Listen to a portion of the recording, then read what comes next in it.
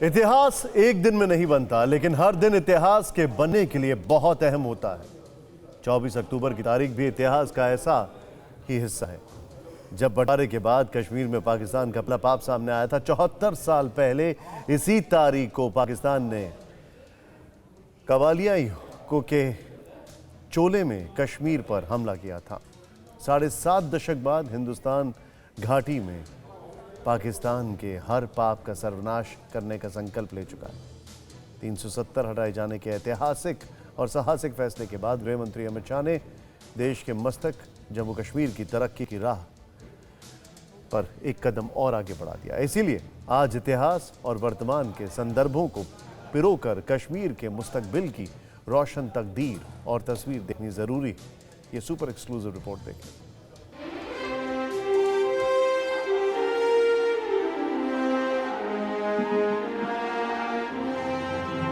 भारत माता की, भारत माता की। विकास के युग में खलल पहुंचाने वाले खलल डाल रहे हैं। किसी को डरने की जरूरत नहीं है। भारत के संविधान के सारे अधिकार मेरे गुर्जर भाइयों और पहाड़ियों को मिलने वाले हैं। कोई रोक नहीं। वादा है, पक्का इरादा है देश के मस्तक कश्मीर के रोशन मुस्तकबिल का। मित्रों, ये जम्मू कश्मीर के अंदर विकास का युग जो शुरू हुआ है उसको कोई रोक नहीं सकता। उम्मीद का, जम्मू कश्मीर को तरक्की की राह पर ले जाने का।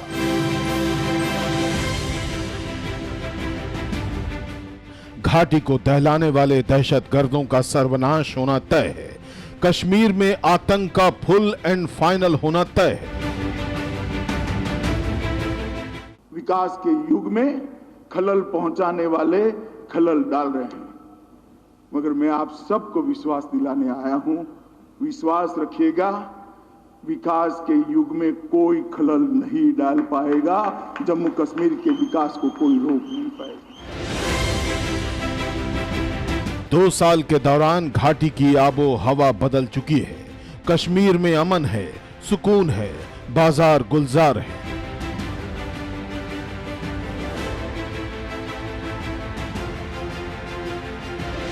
तीन दशक तक जम्मू से लेकर कश्मीर घाटी तक पाकिस्तान के पाले पोसे सपोलों की साजिशों से जख्मी होती रही। पाकिस्तान के पैसों पर पलने वाले अलगाववादी कश्मीरी नौजवानों के हाथों में पत्थर थमाते रहे।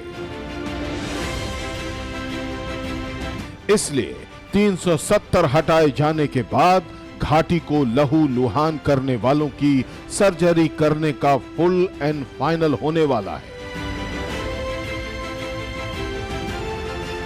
70 साल आपके 3 परिवारों ने राज किया। आपने क्या दिया, इसका हिसाब लेकर आओ भाई। जम्मू कश्मीर की सरकार आपका हिसाब मांग रही। मोदी जी ने प्रधानमंत्री बनते ही 55,000 करोड़ रुपए का पैकेज दिया था और 55,000 करोड़ रुपए के पैकेज में से 35,000 रुपया खर्च हो चुका है। 21 योजनाएं समाप्त हो चुकी हैं। पहले मेरे सिख भाइयों को, खत्रियों को, महाजनों को भूमि खरीदने का अधिकार नहीं था। जो शरणार्थी वहां से यहां आए थे उनके अधिकार नहीं थे। वाल्मीकि भाई के अधिकार नहीं थे। मेरे गुर्जर भाइयों को रिजर्वेशन नहीं मिलता था। पहाड़ियों को रिजर्वेशन नहीं मिलता था। मिलता था क्या? मिलता था। किसी को डरने की जरूरत नहीं है। भारत के संविधान के सारे अधिकार मेरे गुर्जर भाइयों और पहाड़ियों को मिलने वाले हैं। कोई रोक नहीं सकता। जम्मू यही चाहता है, कश्मीर यही दुआ मांगता है। 130 करोड़ हिंदुस्तानियों की भी यही आकांक्षा है कि देश के मुकुट जम्मू कश्मीर का मुस्तकबिल तरक्की की राह पर रोशन हो। गृह मंत्री अमित शाह ने देशवासियों के इस सपने को पूरा करने का खाका खींच दिया। एक जमाना था कि जम्मू कश्मीर के अंदर कहने को 5 मगर 4 मेडिकल कॉलेज थे। आज मैं आपको बताने आया हूं कि जम्मू कश्मीर के अंदर 7 मेडिकल कॉलेजों का स्थापना हो चुका है नए, और 2 और होने वाले, 5 चालू हो चुके हैं। पहले 500 विद्यार्थी यहां से एमबीबीएस कर सकते थे, अब लगभग 2000 विद्यार्थी यहां एमबीबीएस कर पाएंगे। 370 का कांटा निकलने के बाद चहुमुखी विकास जन्नत की फिजाओं में केसर की खुशबू घोलने लगा है।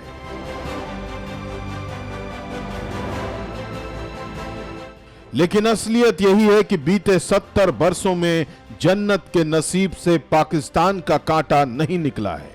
आज भी कश्मीर घाटी पाकिस्तानी बारूदी साजिश का शिकार है।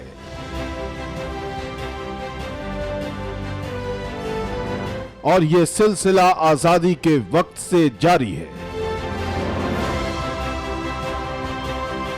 दरअसल जिस कश्मीर के नव निर्माण के मिशन पर मोदी सरकार है, वो कश्मीर पाकिस्तान के सीने में शूल की तरह चुभता क्यों है, पहले ये समझिए। 1947 में भारत पाकिस्तान के बंटवारे के बाद कश्मीर का विलय न भारत में हुआ और न पाकिस्तान में।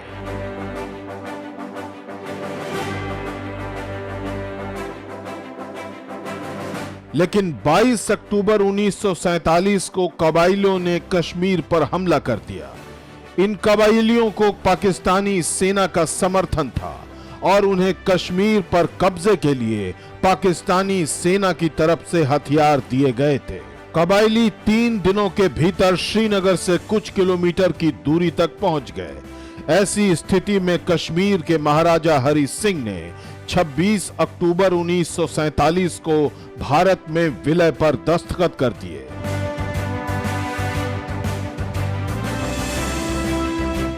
कश्मीर के भारत में विलय की कहानी इतनी भर नहीं है। इसे विस्तार से समझना है तो उस इतिहास के पन्ने पलटने होंगे जिसके एक एक दस्तावेज में सरदार पटेल के फौलादी इरादों का संकल्प अंकित है।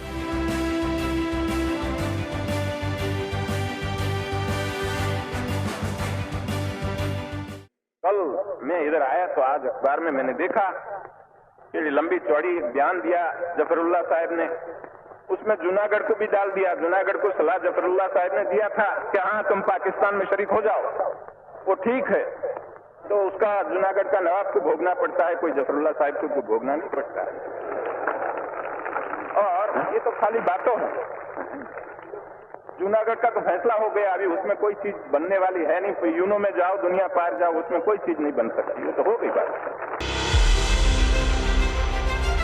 सरदार वल्लभ भाई पटेल 31 अक्टूबर 1875 को गुजरात के नाडियाड में जन्मे देश की आजादी के वो महानायक जो आज भी हर हिंदुस्तानी के दिल पर राज करते हैं। सरदार पटेल अपनी सूझबूझ और कार्य कुशलता में अद्वितीय थे। अब जो जफरुल्लाह साहब कहते हैं कि जूनागढ़ तो यूनो में जाएगा, यूनो में क्या जाएगा? आज कश्मीर में यूनो में गए हैं हमारे तरफ से, क्यों गए? हमें तो इस तरह से कहा कि भाई ये पाकिस्तान खुली लड़ाई करे तब तो अच्छा है, लेकिन खुली लड़ाई नहीं करते हैं, अपने आदमियों के पास लड़ाते हैं, अपने वहां से सारा सामान देते हैं, अपने वहां से सब हथियार देते हैं, अपने वहां से जितना सामग्री चाहिए पूरी देते हैं, अपने वहां से रास्ता देते हैं, तो उससे तो खुला लड़ाई करे तो अच्छा है। पाकिस्तान की दगाबाजी के बाद सरदार पटेल ने यह भाषण तब दिया जब कश्मीर भारत का अभिन्न अंग बन चुका था। समंदर किनारे बसा जूनागढ़, जिसकी तस्वीर कश्मीर से एकदम उलट थी। नवाब महाबत खान मुसलमान थे और आबादी यहां पर अधिकतम हिंदू थी। जिन्ना की 2 नेशन थ्योरी के मुताबिक जूनागढ़ को भारत में मिलना चाहिए था क्योंकि 80% आबादी यहां हिंदू की थी। लेकिन तभी जिन्ना ने एक चाल चल दी, साजिश रच दी। बंटवारे के वक्त जूनागढ़ के नवाब थे महाबत खान, लेकिन महाबत खान की गर्दन थी शाह नवाज भुट्टो के हाथ। भुट्टो सिंध इलाके में मुस्लिम लीग के नेता थे। जिन्ना ने भुट्टे को बंटवारे तक खामोश रहने को कह दिया।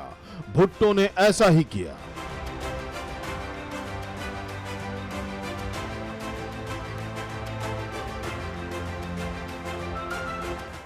पंद्रह अगस्त 1947 को एक तरफ देश आजादी का जश्न मना रहा था, तो ठीक इसी दिन भुट्टो ने ऐलान कर दिया कि जूनागढ़ पाकिस्तान के साथ जाएगा।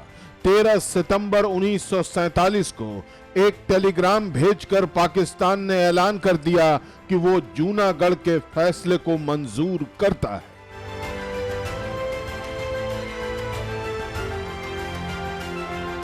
जूनागढ़ के बहाने जिन्ना ने जम्मू कश्मीर की साजिश रची थी। जिन्ना चाहते थे कि भारत पाकिस्तान के फैसले पर ऐतराज जताए। भारत कहे कि राजा नहीं प्रजा फैसला करेगी कि किसके साथ जाना है।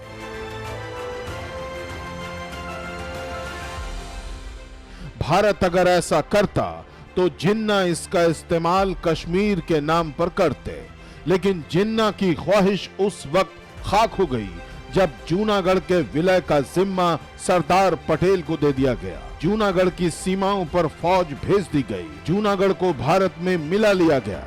नवाब महाबत खान अपना खजाना और सामान लेकर पाकिस्तान भाग गया, जिसके बाद पटेल जूनागढ़ पहुंचे और यहीं से कश्मीर का फैसला हो चुका था।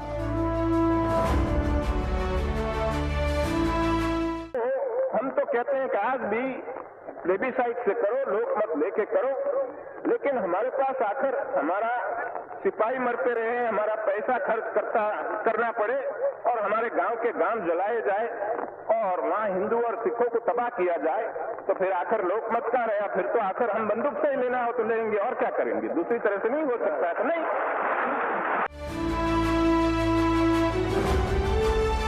इस रैली में पटेल ने हजारों की भीड़ से पूछा वो किसके साथ जाना चाहते हैं। सभी लोगों ने एक सुर में कहा कि भारत। हालांकि महात्मा गांधी के पोते राजमोहन गांधी की किताब पटेल अ लाइफ में जिक्र है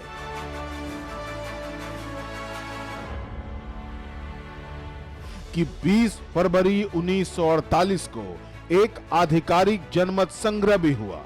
कुल 2,01,457 रजिस्टर्ड वोटर्स में से 1,90,870 वोटर्स ने वोट दिया, जिनमें सिर्फ 91 ने पाकिस्तान के साथ जाने का वोट किया।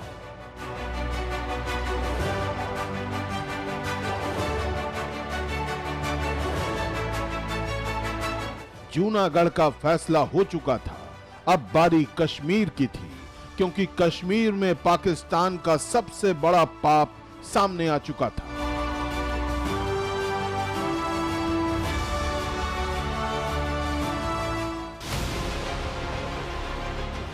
राजमोहन गांधी की किताब पटेल अ लाइफ के मुताबिक 25 अक्टूबर को 300 लॉरी में भरकर आए पाकिस्तानी कबीलाइयों ने जम्मू कश्मीर पर हमला कर दिया, जो अपने साथ हथियारों और विस्फोटक का बड़ा जखीरा लेकर आए थे। उसी दिन कबीलाइयों ने मुजफ्फराबाद पर कब्जे के बाद आग लगा दी।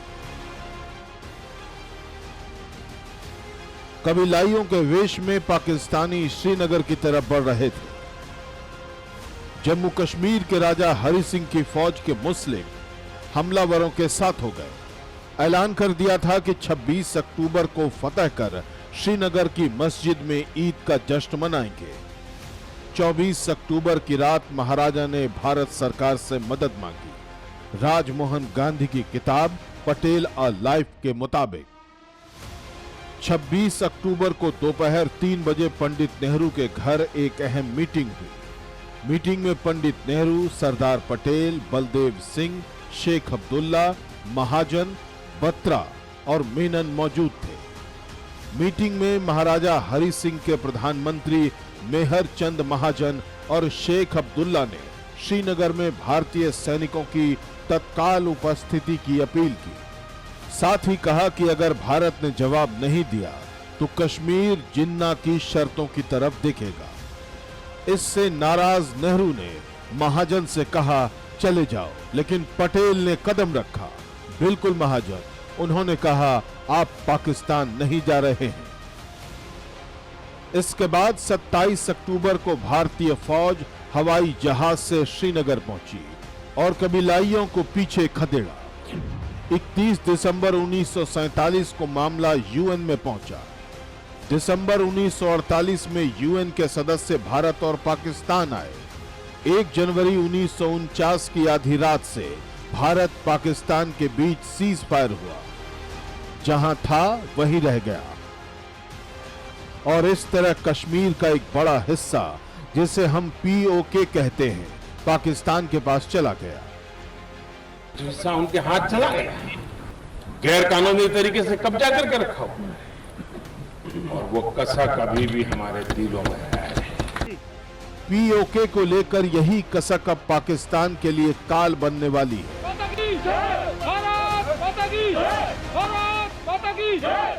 देश के शूरवीरों का शौर्य है, ताकत है, हिंद की जमीन की तरफ उठने वाली हर नजर को खाक में मिलाने की हैसियत है और काबिलियत है। इसलिए तय है कि जिन्ना के वारिसों के 7 दशक पुराने पाप के सर्वनाश का वक्त आ चुका है।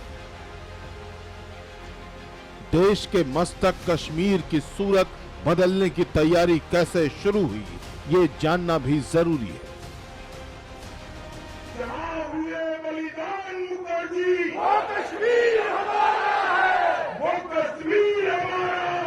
जम्मू और कश्मीर हिंदुस्तान का अटूट हिस्सा है। कान खोलकर सुन लो, भारतीय जनता पार्टी की सरकार है।